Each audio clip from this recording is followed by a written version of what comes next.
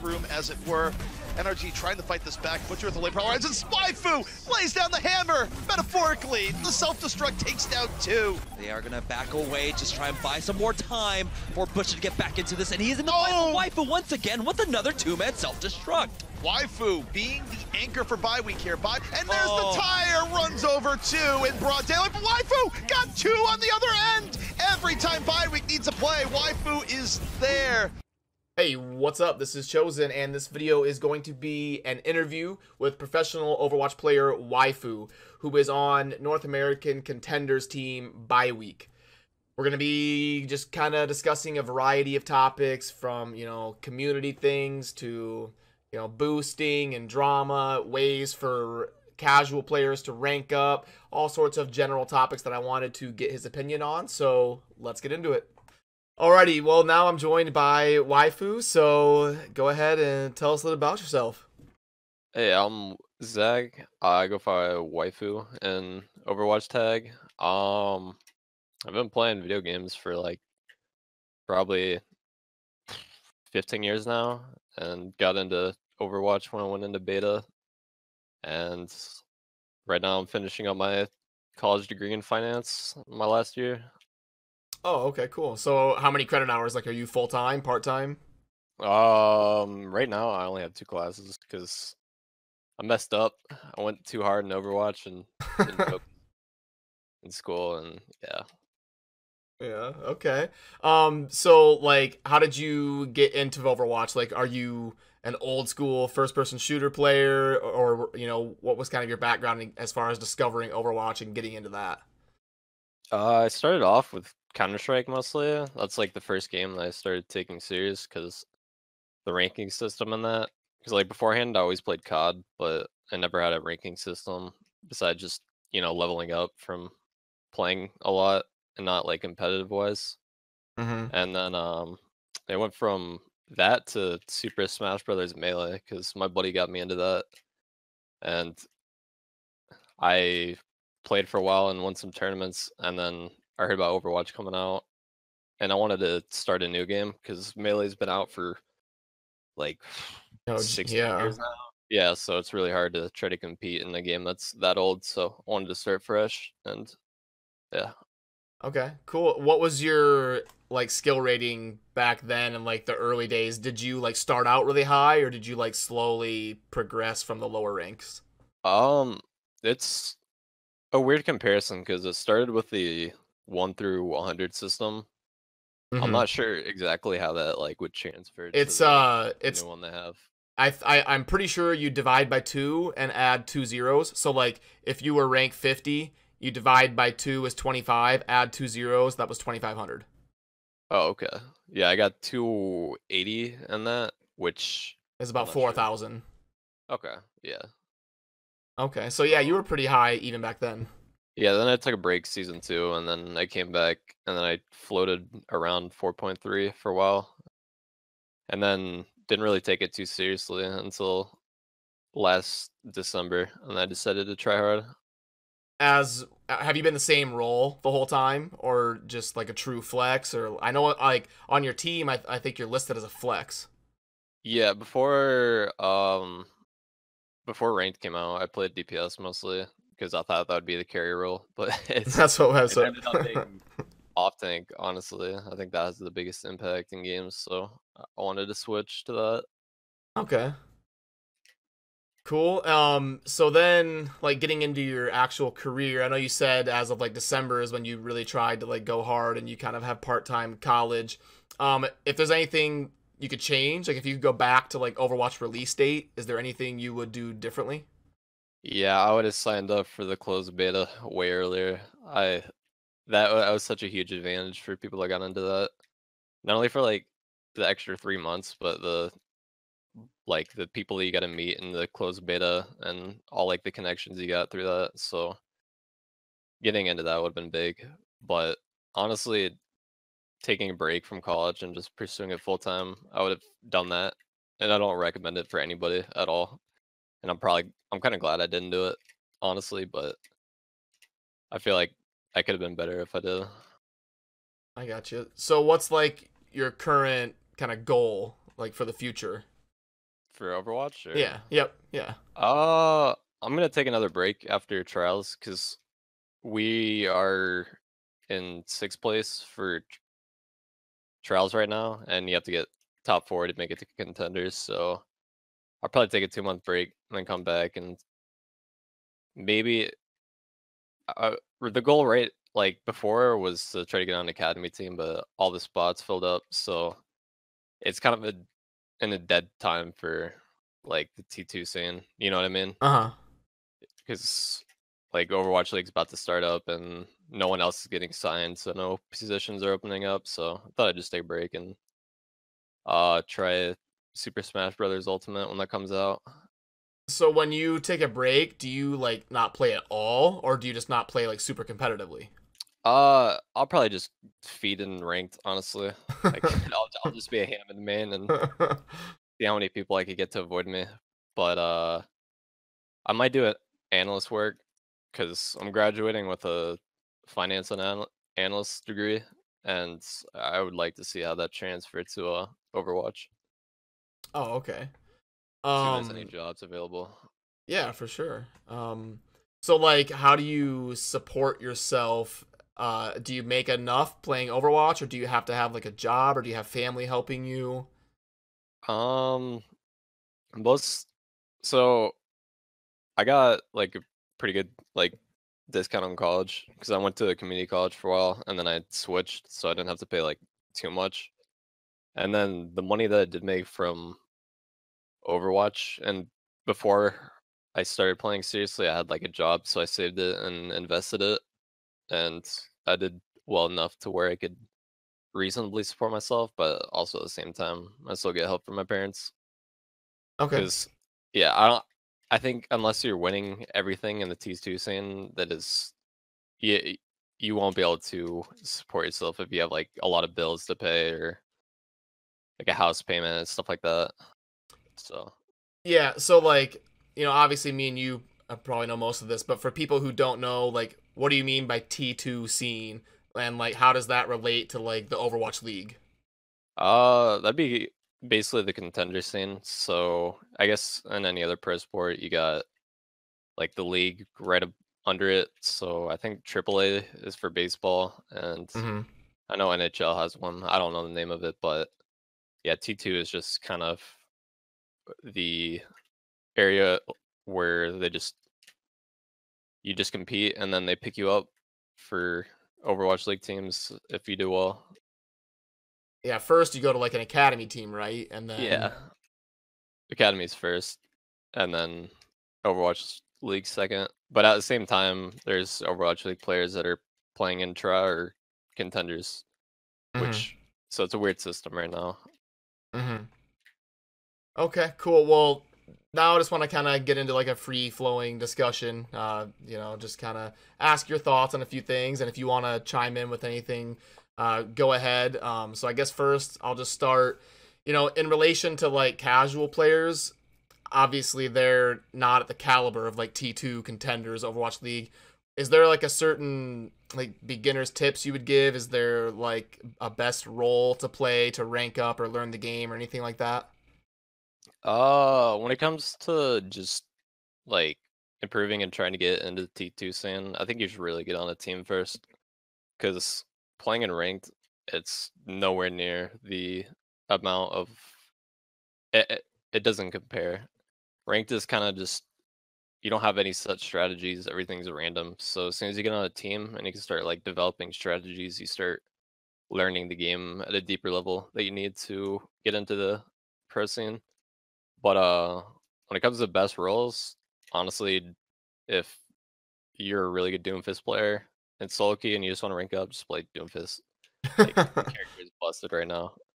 uh, which is funny because it It's bad. seems like McCree and all these heroes would be able to Be do able to all right. counter, Yeah, yeah. but for some It's a little tough reason, to counter when you're dead yeah, right exactly. away. Yeah. Well, It's and crazy. I saw a clip of I think it was EQO saying that Doomfist is good in ranked, but he's not like overpowered in like team formats like Overwatch League status. Yeah, I think Overwatch League is they're able to like counter a lot of stuff because we've we scrimmed a few Overwatch League teams, and we try to run goats, and they just destroy it. Like they know how to play perfectly around it. So I'm guessing that's the same way with Doomfist, but uh, even in the T2 scene, Doomfist could just tear apart teams still. Like we played Shoes Money Crew, and we had some issues with their Doomfist. So he's if you play him well enough, he's extremely viable, in my Okay. opinion, at least. What rank would someone need to get to like be able to realistically pursue a career in Overwatch? Is it like anybody who can get Master League if they put in the work, they could make it happen, or is it like, you know, you probably need to at least get like 4,300? That's tough. What do you mean by like a career, like sustainable or like what Yeah, our minimum to works like? yeah, to like make it to your level, like be on a team where you're playing in contenders or, you know, T2, or, you know, even getting into the Overwatch League. Is it like it like I guess what I'm asking is like, could a plat player work like super hard and get coaching and get to that point where you're at, or do you think that you have to at least get like a certain like 4,000 or something to have that like natural ability? Uh, that's a tough one because I've had that with other games before where it's like I'm like, okay, anybody can improve and be really good at a game, but when I played Melee, there's always people that would go 0-2 in bracket, and they've been playing for like 2 years. So I mean, I think you need like a little bit of innate skill, but at the same time, if you work hard enough, like I'm pretty sure even a bronze person, if they had the aptitude, could make Overwatch League if they put in the time and effort. But Hmm. at the same time, you'd have to work extremely hard because people that are already 4,400 are playing like I think I play like 6 hours a day, and I used to play more than that. So you have to have more efficient training and play more to try to catch up to people. Is that something that like teams require? Like, do they say you have to play a certain amount, like as far as your contract and stuff, or like practice a certain amount or anything? I'm not sure contract wise because we never had to worry about that. We own our team as players, so we get to set it up. But I always encourage people to play more because you, even though ranked isn't the best, you learn a lot of things that are still applicable to the game, like 1v1 scenarios against people. I'm really good at 1v1ing people as Diva now because I played like 10 hours of rank back in the day, and so I I don't think it's like necessary, but teams have like that have been doing tryouts for the academy teams. They required a 4,300 SR for most of Mm-hmm. them. Okay. Now, do you think for like, let's say like silver and gold and plat players like that, should they play solo queue, or should they group up, or should they try to get like a six stack? Like, what would you recommend to somebody who's like, I just want to improve at Overwatch and kind of rank up? I would honestly recommend the six stack. Like you're gonna get harder games, but that's actually a benefit in the long term. Because even if you're losing SR to harder people, like you're getting the experience against more difficult opponents, and you get to try to like play as a team and set up strategies. So honestly, the more the better. I think as long as everybody's playing roles they're comfortable on. So it That might is, be bad in the short term, but you're like getting better for the yeah, long like term. yeah. If you're like losing SR to harder opponents, I don't think it's a bad thing at all because SR is just it's just there. It's not like it's important if you're like to compare somebody that's 2,000 to like 4,400 or something, but losing a couple hundred SR to get better at the game, I think is worth it. Okay. Is buying coaching worth it for like casual players, or is it better for them to just kind of like grind ranked? Like, how do you come in on that? That's a tough one too, because I've also been thinking about that. I think if once you reach 4,400, I think a coach is a good idea. But before that, it's just super like macro stuff that people need to learn, and you just get that through ranked or playing with teams. And coaches are like, you need coaches even at the highest level, but to like learn the game, I think just watching pros stream and playing a bunch and like comparing your own gameplay to pros and like all that stuff is all you need. 'Cause that's basically what I did. And before the game came out, I'd watch all the pro tourneys and just get myself ready for the game, and it seemed to transfer pretty well. Okay. But also at the same time, I don't know how the meta is on like lower ranks, so I'm not 100% sure. Yeah, I've played everywhere from 2400 to 3700, and even like at the lower ranks, the people are trying to do what the pros do, like, you know, let's run goats, let's you know. So That's true. If you get a 6-stack and just run goats, you could probably win every game. It's ridiculous. yeah. So like, as far as your team, what is like, how does a pro team practice? Like, what is an actual practice for you guys? Usually, sometimes we do VOD review, which is just taking VODs from our scrims that we do, and we kind of just analyze different stuff. But for 4 hours a day, we have 2 blocks of scrimming other teams. And when we were in Contenders, it was other Contenders teams and a few L teams. And in Trials, it's just the Trials teams. But yeah, you just kind of play as serious as you can, and you run the comps and just get practice in. That's basically our team practice, and then on top of that is just playing ranked and duoing with each other to get experience. I have to ask this because it's a big topic in the community. So like, DeFran is joining Overwatch League, and everyone is like thinking like, oh, he's gonna join and he's just gonna light it up. What do you think on that? Do you think he's overhyped, or do you think that he could actually like go into the Overwatch League? Have you ever played against him, like, etc.? Yeah, I mean, he's a really good player. When he used to play on Selfless, he was like a really good team player, and he's understood the game, and he had insane tracking. So I mean, I think he's good, but time will tell.